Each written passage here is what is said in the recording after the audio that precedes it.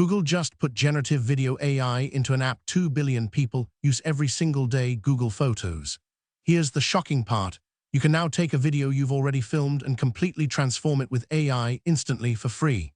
It's called Video Remix, and it works like this. You point your phone at a scene, hit record, and you've got your raw material. Then, instead of spending hours in editing software, you ask Google's AI to remix it. Change the lighting from daylight to sunset. Swap the background entirely. Reframe the shot. Speed it up or slow it down. Apply a completely different visual style. And it happens in seconds. This is the democratization moment.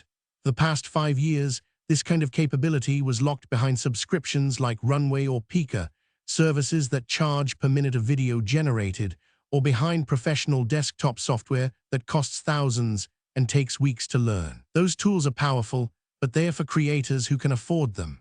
Google Photos has 2 billion active users. That's 2 billion people who just got handed a superpower they didn't have yesterday.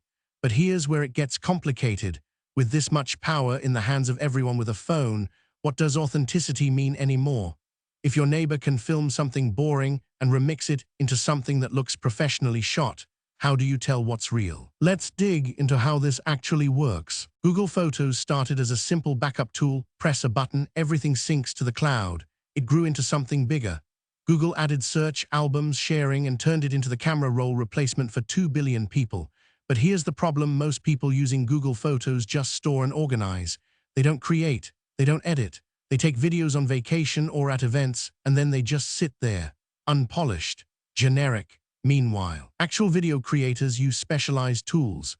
Runway, Pika, Synthesia, each one offers something different: style transfer, animation, AI avatars. But none have the reach Google Photos has. Google's playing a different game. They're not competing with professional tools. They're making it so you never leave Google Photos to create something worth sharing. You've got your video, you've got the AI, nothing to download, no account to sign up for, just remix. This is Google's playbook. Take something everyone uses and make it slightly more magical. Here's the insight nobody's talking about yet. When 2 billion people have access to this technology, the definition of what's possible in video changes overnight. It's not just about editing anymore. It's about who gets to be a creator, and that's where things get really interesting. Here's the technical bit. Video Remix isn't using a completely new AI model. It's leveraging capabilities Google already has in Gemini, the generative AI. Gemini can understand video at a deep level: objects, scenes, lighting, composition, motion. When you ask for Sunset Remix, the AI isn't generating a whole new video from scratch. That would be too slow and unpredictable.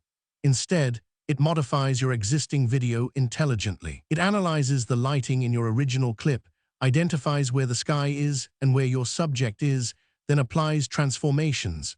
Change the color grading to match sunset. Adjust saturation. Keep your subject natural while the background transforms. It's like having a professional colorist beside you, making micro adjustments in real time. The speed is everything. Professional software like DaVinci Resolve or Adobe Premiere do this too. But they require a powerful computer and take minutes. Google pushes this through their cloud, so it processes in seconds on your phone. The model predicts what edits will work, what won't create ugly artifacts, what looks natural. Then it returns a polished result. The trade-off is less granular control than desktop software. You can't manually adjust individual layers or color channels, but you get speed and simplicity. Google's betting that most people prefer fast and easy over complex and powerful, and history suggests they are right about that. So what can you actually do with Video Remix? You filmed your kid's soccer game at midday, harsh sun, washed out colors. Hit Remix for golden hour style, and seconds later it looks shot during sunset. Warm, glowing, cinematic. You're on vacation. Filmed a beach walk, but the sky was gray. Ask the AI for dramatic sunset, and it repaints the sky while keeping you natural in the foreground. You filmed a coffee mug on your kitchen counter. Remix it to a minimalist studio with professional lighting. The background transforms, the lighting adjusts, it looks polished. You filmed yourself talking to camera in your bedroom, it looks amateur. Remix for podcast studio vibe, and the background subtly changes, the lighting warms, you look professional. Here's what matters: TikTok creators will weaponize this. Film in your living room, Remix it to look like you're in Tokyo or a nightclub. The barrier to content creation just dropped to zero. You don't need a good camera. You don't need a nice location. You don't need editing skills. The AI handles it. This threatens every piece of stock footage on Getty or Shutterstock. Why buy a video when you can remix your own phone footage to look professional? That change alone is a multi-billion-dollar disruption. Here's how Google's move compares. Runway is the market leader for generative video. They have style transfer and motion brush, but they charge per minute. A 30-second video costs credits that add up.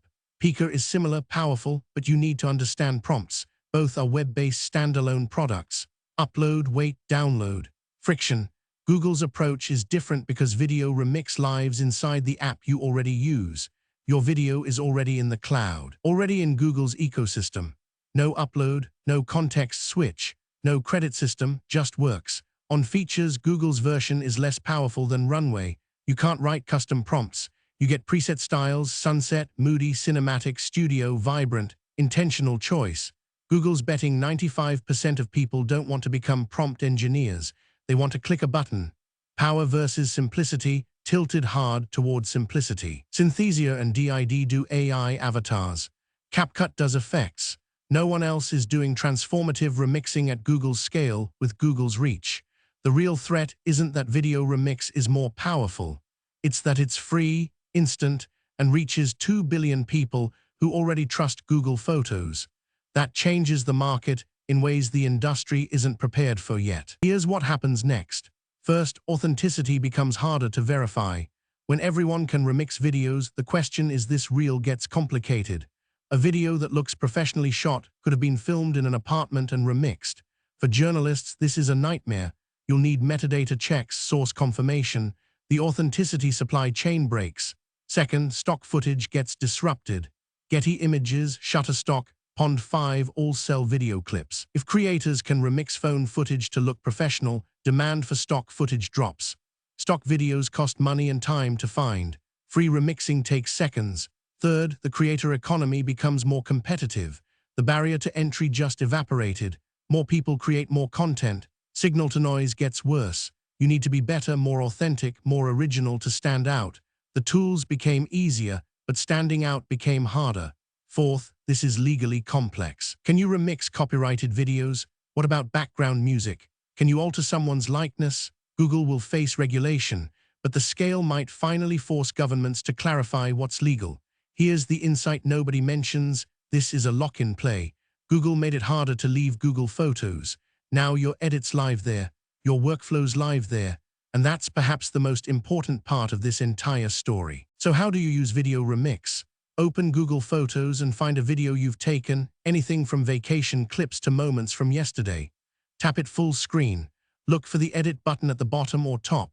Tap Remix in the AI editing tools section. Google will ask permission the first time you use it. Allow it. Then you'll see remix styles, sunset, golden hour, moody, cinematic, studio, vibrant, neon, black and white. Each one has a small preview thumbnail showing what your video will look like with that style applied. Just tap the style you want. Google processes it in 15 to 30 seconds depending on video length and your internet speed. You'll see a preview, like it, tap save. Want to try a different style? Tap another and the AI regenerates it instantly. Once you've got a result you love, save it. Google stores the remixed version and you can share it to Instagram, TikTok, YouTube, or anywhere. The entire process takes about 1 minute. That's the entire revolution right there. Professional video editing used to mean learning complex software, waiting for rendering, technical knowledge. Now it's tap, preview, save. The barrier to creation just dropped to nearly zero. Here's what matters. Google just put generative video editing into the hands of 2 billion people, and it's free. The feature is simple, it works fast, and it's embedded in an app people already use. This isn't niche anymore, this is mainstream. This is the moment when AI video editing stops being special and starts being expected. Every major platform will copy this. Meta, TikTok, Apple. The competition isn't about who has the best AI tools. That bar is being cleared by everyone. The competition is about reach. Google won. Over the next 6 months, watch for 3 things. First, how does authenticity become a problem? We'll see fakes and misinformation. Platforms will scramble to adapt. Second, watch stock footage companies. Do they lose market share? Do they pivot?